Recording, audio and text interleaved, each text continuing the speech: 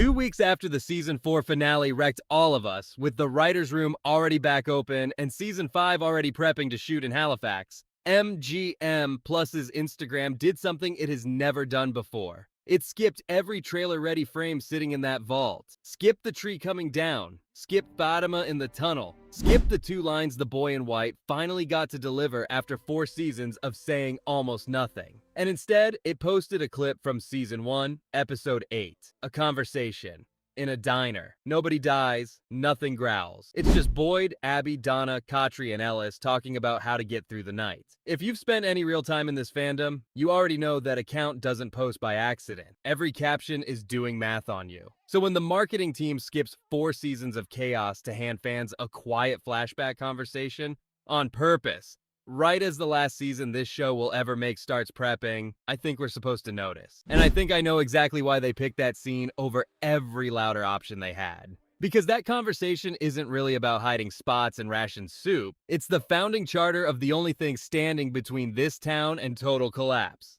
And it sits at the exact same table, in the exact same building, where a completely different bargain got offered 4 seasons later. Same diner, same 4 walls. 2 opposite deals for how you survive this place. Let's get into it. Quick scene setter for anyone catching up. From just wrapped its 4th season as the most watched show in MGM Plus's history, and it's already confirmed for a 5th and final season, cameras rolling this summer. Season 1, episode 8 is titled Broken Windows, Open Doors. And if you've watched this show for 4 years, you know the title of an episode is never just decoration. It's usually the thesis wearing a disguise. This one's doing exactly that, because in the same 40-some minutes, Boyd both builds an actual functioning society out of a scattered mob of terrified strangers and puts a bullet in his own wife. Sit with that pairing for a second, because I don't think the show wants you to skim past it. The episode that gives Boyd the town also takes Abby from him. The public win and the private loss happen back to back,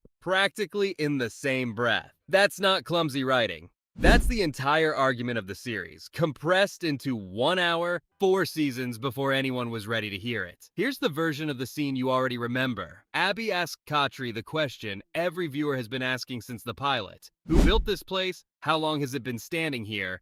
And Khatri genuinely can't answer her. Not because he's hiding something, because nobody in that room has had a spare hour to investigate anything. They're too busy surviving each individual night to ask what the night even is. And then Boyd, a guy who at this point has 0 authority and 0 standing, just starts talking logistics. Pool what supplies exist.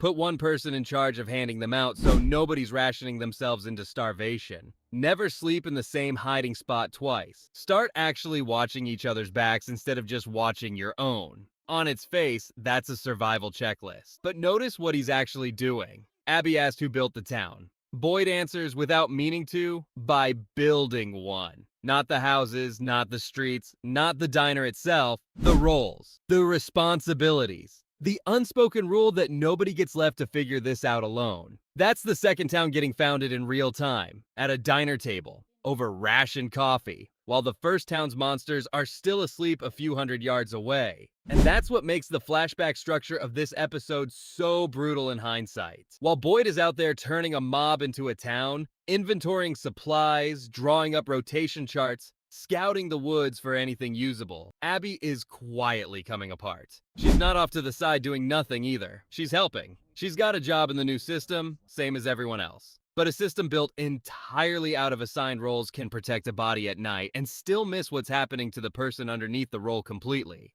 Boyd hands the town a working structure and loses the one person closest to him inside the blind spot that structure created. He gets both outcomes in the same episode. The show is telling you, on day 1 of the sheriff era, exactly what the cost of this kind of leadership is going to be for the next 4 seasons. Now back up further, because this only lands if you know what the other town was. Season 3's finale finally confirmed what a lot of us had been circling for 2 years.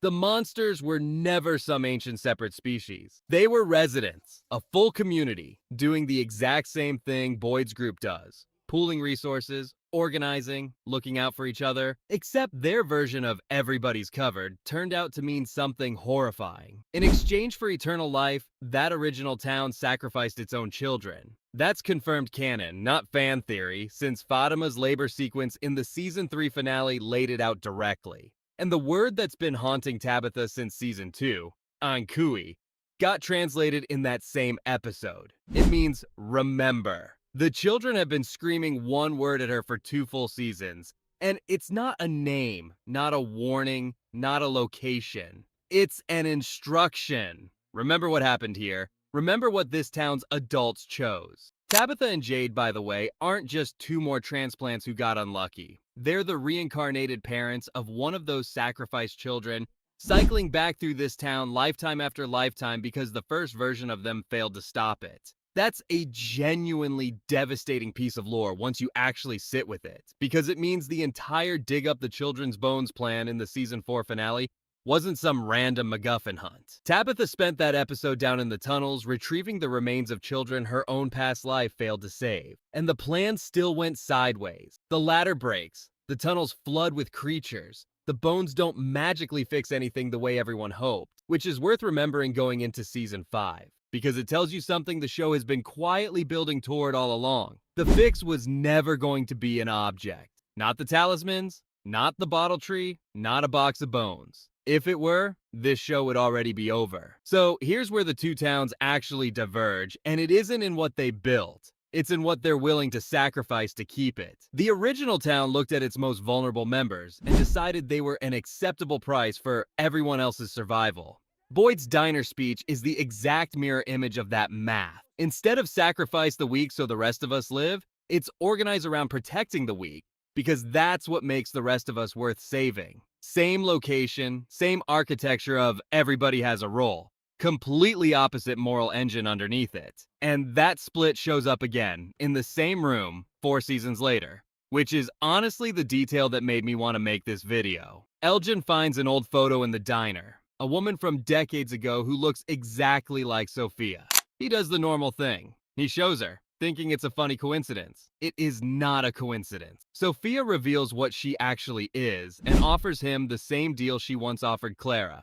Help me, and you get to go home. And here's the thing a lot of recap sites got slightly wrong in the days right after the finale. Elgin doesn't take the deal. He runs alone into the kitchen and prays instead of bargaining. He says no. And the man in yellow kills him anyway. In that kitchen. By himself, with nobody around to help or even witness it. That detail matters more than it looks like it does because it updates the theory in a way the original season 1 framing doesn't quite cover. This isn't just accept the secret bargain and you're doomed. Elgin refused the bargain completely and still died because he refused it alone. The man in yellow's real weapon was never the deal itself. It's the isolation the deal requires. Sophia doesn't need Elgin to say yes. She just needs him separated from everyone who might have helped him say no and survive it.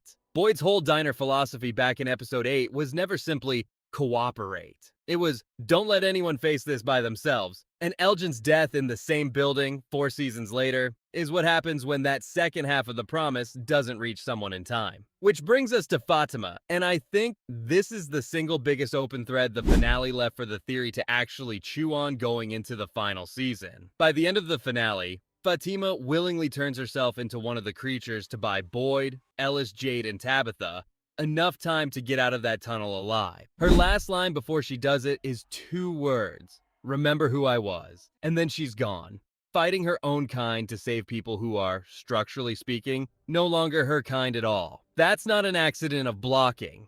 That's the show handing the audience the exact test Boyd's promise has never actually been asked to pass yet.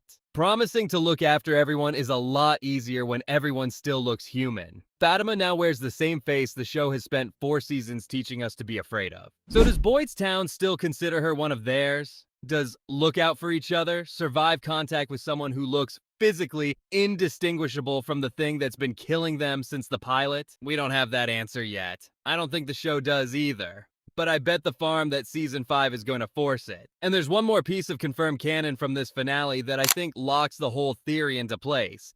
And it's easy to miss because it's barely 2 lines of dialogue in the last 2 minutes of the episode. After 4 seasons of the boy in white showing up, saying almost nothing, and vanishing, the finale finally confirms who he's actually working against. He intercepts Sophia in the woods as she's carrying every talisman in town toward the faraway tree. And it's made explicit, for the first time ever, that he and the man in yellow are aware of each other and have been running some kind of long game against each other this whole time. He tells her the residents recovered the bones, a point in their favor. She reminds him the bottle tree's gone, a point in hers. He warns her she loses this time. She isn't convinced. And then she throws every single talisman in town into that tree anyway, walking away completely unbothered. Two things about that exchange matter enormously for where this theory goes next. First, even the show's own benevolent supernatural force can't just fix this.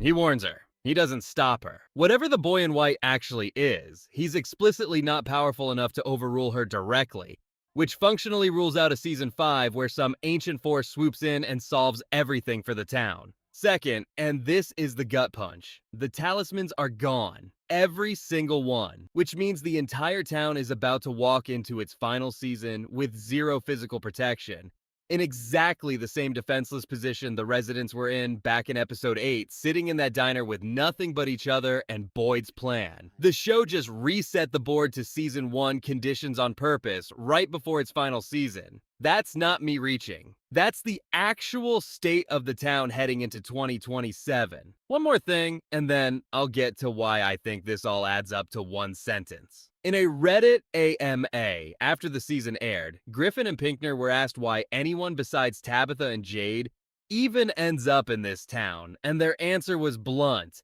Outside of the two of them, everyone else got pulled in for the same underlying reason. Each one was sitting at some kind of personal crossroads when the town took them, and structurally, they're not the target.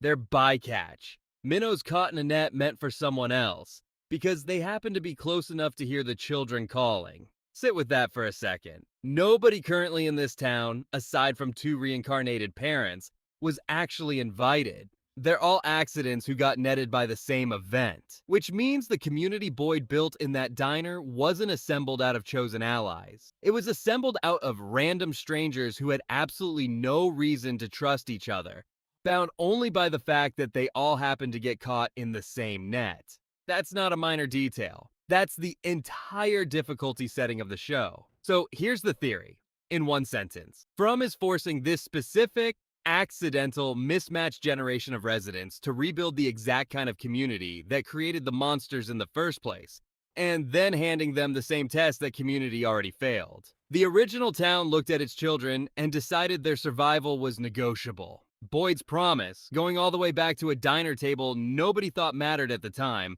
is that it isn't. Every major beat since then, Elgin dying alone rather than dying compromised, Fatima turning into the enemy's face without losing herself inside it, the talismans getting stripped away right as the final season starts, is the show quietly rerunning that original math and daring this town to get a different result. And I'll say the same thing I'd want anyone to say about a theory like this. It's only worth anything if it can be wrong. If season 5 wraps this whole thing up with one hero pulling one lever, no collective choice attached, nobody weighing who gets left behind, throw this video out. I was wrong. Come argue with me in the comments. But if the finale comes down to this town deciding together whether one person is worth sacrificing to save the rest, Boyd already answered that question 4 seasons ago, over ration coffee, in a building that's about to get tested one more time before this whole thing ends. That's probably why MGM Plus didn't post the lighthouse or the symbol or the tree coming down. They posted the one scene where the actual rules got written. A room full of strangers agreeing out loud that nobody gets left to face this on their own. We're about to find out if this town still believes that. If this reframed how you're watching that clip, subscribe. I've got a lot more of this town to get through before season 5 gets here. Let me know down below what you think the final bargain looks like. I'll see you in the next one.